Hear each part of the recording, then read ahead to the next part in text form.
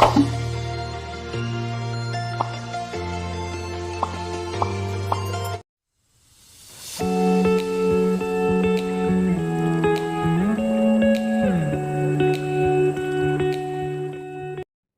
స్వామియే శరణమయ్యప్ప. మేము ఈరోజే సిద్దిపేట నుంచి శబరిమల యాత్రకు ప్రయాణం స్టార్ట్ చేసాం.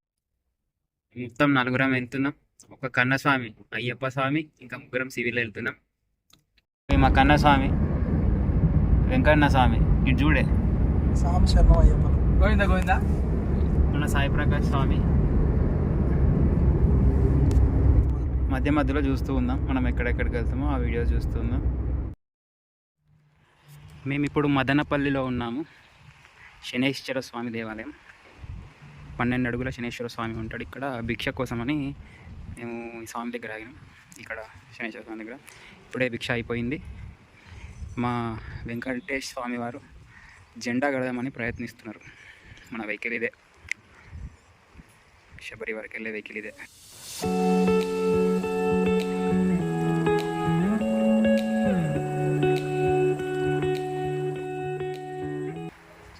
కింద ఉంది 5 ఫీట్ ప్రతిమ, మీద ఉందేమో 12 ఫీట్ ప్రతిమ.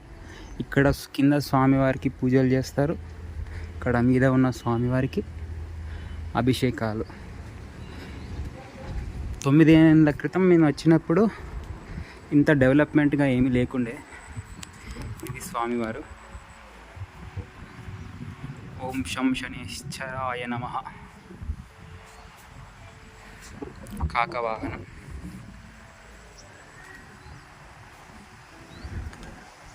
ఇట్లా దారిగుండా మీదకి వెళ్ళి స్వామివారికి నువ్వుల నూనెతో అభిషేకం చేస్తారు. అలా శంషాబాద్ ఔటర్ రింగ్ రోడ్ దాటంగానే ఎగ్జిట్ 16 నుంచి బెంగళూరు రూట్లో మదనపల్లి అని ఒక 4-5 కిలోమీటర్స్ తర్వాత లెఫ్ట్ సైడ్లో ఉంటుంది. తప్పకుండా ఎవరైనా వస్తే ఈ స్వామివారిని దర్శించుకోండి. ఓం శం శనేశ్వరాయ. ఇది పక్క వెనకాల మన శనేశ్వరాలయం వెనకాలే ఉన్న శివుడి ఆలయం. చూసారుగా ఎంత బాగుందో. నంది కూడా సూపర్ ఉంది. ఎక్కడ చూడలేదు ఇలాంటి నందిని కూడా. నాలుక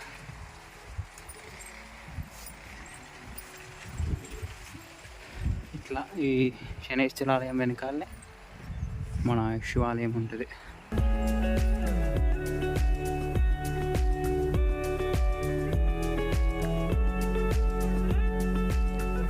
మేము సిద్దిపేట నుంచి దాదాపు 840 కిలోమీటర్స్ వచ్చినాం.